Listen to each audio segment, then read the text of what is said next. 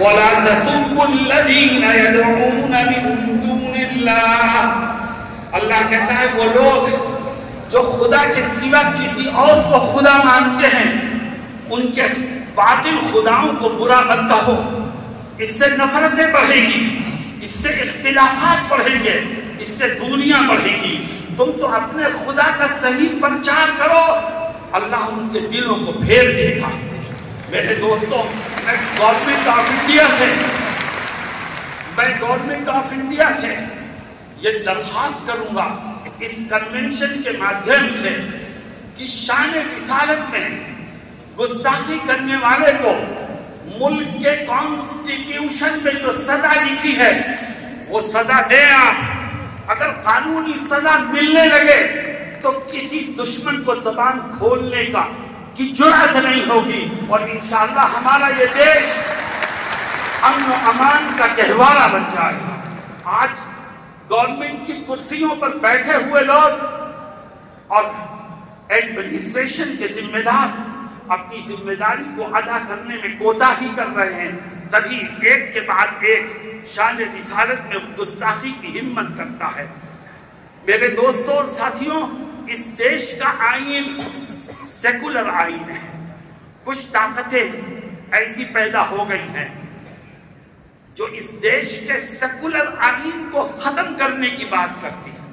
یاد رکھو، اگر اس دیش میں ہندو، مسلمان، سکھ اور عیسائی آپس میں بھائی بھائی بن کر رہ سکتا ہے تو وہ صرف اس کے سیکولر آئین کی وجہ سے رہ سکتا ہے۔ جب تک سیکولر آئین باقی ہے یہ دیش کے ہندو مسلم کی یکتا بھی باقی ہے۔ جب تک سیکولر آئین باقی ہے یہ گنگا جمنی تہذیب بھی باقی ہے۔ جب تک سیکولر آئین باقی ہے تو اس دیش میں پیار و محبت کے دیپ جلتے رہیں گے، اور جب اس کا سیکولر آئین خطرے میں آئے گا تو صرف مسلمان ہی خطرے میں نہیں آئے گا بلکہ یہ دیش خطرے میں آئے گا اور دیش کی ہر چیز ختم ہو جائے گی۔ ہندوستان کا جمہوری آئین ہی وہ چیز ہے جس نے اس ملک کو پیار و محبت کا نعرہ دیا ہے۔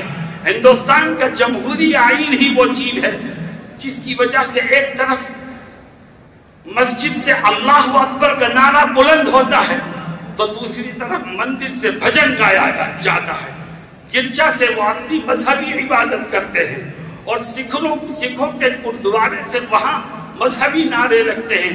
یہ اس کا ایک خوبصورت گلدستہ ہے جو میں نے آپ کے سامنے پیش کیا۔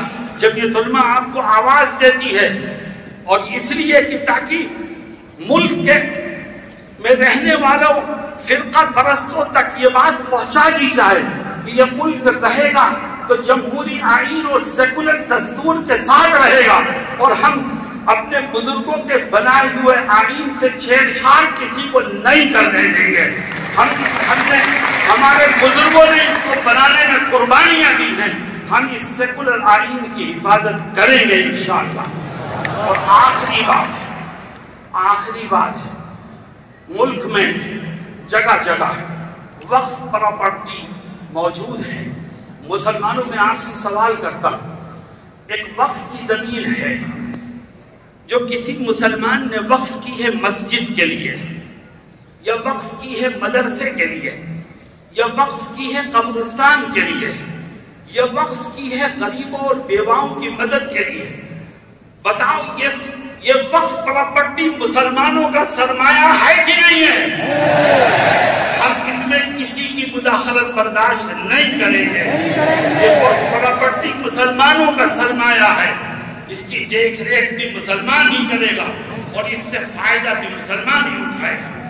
ہاں، اگر کہیں کسی وقف پراپرٹی کے ساتھ چھیڑ چھاڑ ہو رہی ہے، کوئی اس کا مس یوز کر رہا ہے، کوئی اس کا غلط استعمال کر رہا ہے، تو ملک میں قانون بنا ہوا ہے، آپ مجرم کو پکڑ کے سزا دیجیے، لیکن اس کا مس یوز ہونا، اس کے مس یوز کو بہانہ بنا کر قانون کو بدل دینا اور اس میں غیروں کو داخل کر دینا، یاد رکھو یہ جو وقف بورڈ ترمیمی بل آیا ہے، اس سے وقف بورڈ کے مس یوز کو ختم نہیں کیا جائے گا، بلکہ اس کی بربادی کے مواقع اور بڑھتے چلے جائیں گے.